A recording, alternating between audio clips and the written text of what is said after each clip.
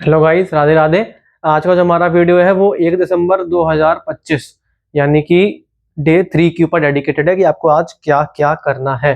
तो सबसे पहले तो मैं मैथ्स के लिए बता देता हूँ। मैथ्स में आपको क्या करना है, सर्कल, पैराबोला, एलिप्स, हाइपरबोला, इन चारों चैप्टर के 2023 के और 2024 के पीवाईक्यू करने हैं। मैं मान लेता हूँ उसमें 5 घंटे चले जाते हैं, 5 नहीं ज़्यादा जाएंगे, 6 मान लेता हूँ, चलिए दिन के 6 घंटे इसमें चले जाते हैं, ठीक है।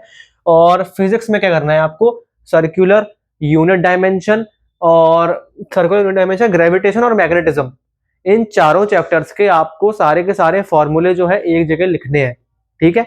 वही कॉपी जिसमें आप सारे फॉर्मूले लिखते हैं। और मैं मतलब ये एक्सपेक्ट करूंगा आपसे कि जो आपके नोट्स में सवाल आ रहे होंगे बीच बीच में, उनको भी थोड़ा थोड़ा करते चले ताकि थोड़ा थोड़ा रिवीजन भी होते चले हर एक फॉर्मूले के ऊपर।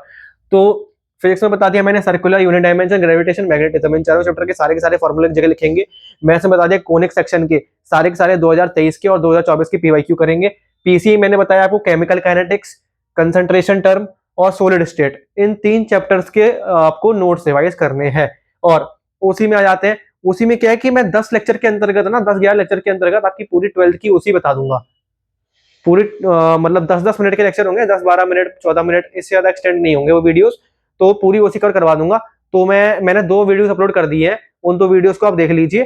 तो आपका एक दिसंबर का काम हो जाएगा, उसी में आपको करना है। फिर पीसी बता दिया मैंने, वो केमिकल काइनेटिक्स, कंसंट्रेशन टर्म और सॉलिड स्टेट के आपको सारे के सारे नोट्स रिवाइज करने हैं। अब आप देखिए कि आप एक दिन में कितने दिन हुए, अभी 3 दिन हुए हैं। अगर आपने 3 दिन तक अच्छी तरह ये फॉलो किया है तो आप खुद देख लीजिए आपका 50% से ज्यादा सिलेबस तो रिवाइज हो गया। समझ रहे हैं ना आप। और तो फिर आईओसी में क्या करना है अपन को, मेटलर्जी के नोट्स रिवाइज करने हैं, याद करने हैं। जो मतलब वही मैंने बताया था ना, वो स्ट्रेटेजी बताई थी मैंने कि जो जो चीजें आप पढ़ रहे हैं, आप ऑलरेडी अगर मेटलर्जी जो आपने पढ़ा था 12th में, अभी तो 12th का एंड आ गया ना, जो आपने पढ़ा था तब आपने उसके सॉल्व करेंगे पीवाईक्यू जेई मेंस के। तो आपको पता होगा कौन कौन से सवाल जरूरी है। तो आप जब पढ़ रहे हैं ना, उसके बाजू में एक और पन्ना रखें, जो जो आपको जरूरी लगे उसके बाजू, उसके ऊपर वो सब चीजें लिखते जाए। और मैं एक और जोर डालूंगा कि टू डू लिस्ट अभी भी अगर आपने बनाना शुरू नहीं करी है तो रोज सुबह उठ के टू डू लिस्ट बनाए। एक और टिप दूंगा, जब भी आप रात को सोते हैं तो एक पेपर ले, उसके ऊपर लिखे कि आपको कल कौन कौन से काम करने हैं। ये तो करने ही करने हैं, और अगर आपका कोई काम बच गया है आज या फिर आप कुछ और करना चाहते हैं तो उस पेपर के ऊपर लिख के सोए, ठीक है। और तो यही टिप है। और मैं ये कहता हूँ कि मैं बोर्ड अभी तो इतना ज्यादा नहीं भरा है, लेकिन मैं किसी भी वीडियो में बोर्ड इतना ज्यादा इसलिए भरता हूँ ताकि मैं हर वीडियो में ना कम से कम ड्यूरेशन में उस वीडियो को खत्म कर सकूं। ये नहीं है कि मेरा मोटिव ये नहीं कि मैं ज्यादा ज्यादा लंबा वीडियो को खींचूं, लंबा करूं उसको, ये सब नहीं है। मैं कम से कम समय में आपको ज्यादा से ज्यादा चीजें बताना चाहता हूँ। तो मतलब आपका भला ही है इसमें, ठीक है। और फिर उसी में बता दिया मैंने आपको कि आपको 2 लेक्चर देख लेने जो मैंने डाले हैं। आईओसी मैंने बताया आपको मेटलर्जी के नोट्स पढ़ने हैं, बाजू में वो चीजें लिखनी है जो कुछ जरूरी लगती हैं और बाजू वाले पेज पे, और बाद में उसको रिवाइज कर लेना है, ठीक है। और हाइड्रोजन एंडेड कंपाउंड्स का मैं एक वीडियो बना दूंगा, 6-7, मतलब एक मैं पहले पूरा बोर्ड भर दूंगा, फिर आपको उस वीडियो में बता दूंगा आपको कि क्या क्या लिख रखा है मैंने। वो चीज आप उतार लीजिएगा, 1-2 पेज से ज्यादा नहीं जाएगा, 3 पेज मैक्स टू मैक्स, ठीक है। हाइड्रोजन एंड कंपाउंड्स का वीडियो बना दूंगा मैं। सॉल्ट एनालिसिस पढ़ लेना है आपको, सॉल्ट एनालिसिस के पूरे नोट्स रिवाइज कर लेने हैं। और उसके इंपॉर्टेंट रिएक्शन आपको याद करनी है। इंपॉर्टेंट रिएक्शन अगेन, आपने अगर पीवाईक्यू करेंगे तो आपको वैसे जब टीचर ने पढ़ाया होगा, जब आपने नोट्स बनाए होंगे, तो उसने ये भी बताया कौन कौन सी रिएक्शन इंपॉर्टेंट है, उसके ऊपर आपने स्टार मार्क किया होगा।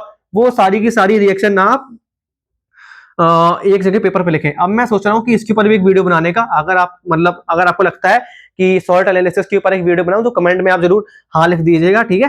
तो जिससे कि मेरे को लगे कि हाँ बनाना है, ठीक है। और डी ब्लॉक डी ब्लॉक के लिए बताना चाहूंगा कि डी ब्लॉक वाला चैप्टर है ना, उसमें आपको क्या करना है, वो कॉन्फ़िगरेशन है ना, जो सारे के सारे डी ब्लॉक का, एफ ब्लॉक का, डी एंड एफ ब्लॉक वाला चैप्टर है, उसमें सारे सारे एलिमेंट्स का कॉन्फ़िगरेशन है, वो याद कर लिया था मैंने। उसके अलावा मैंने कुछ भी याद नहीं किया था।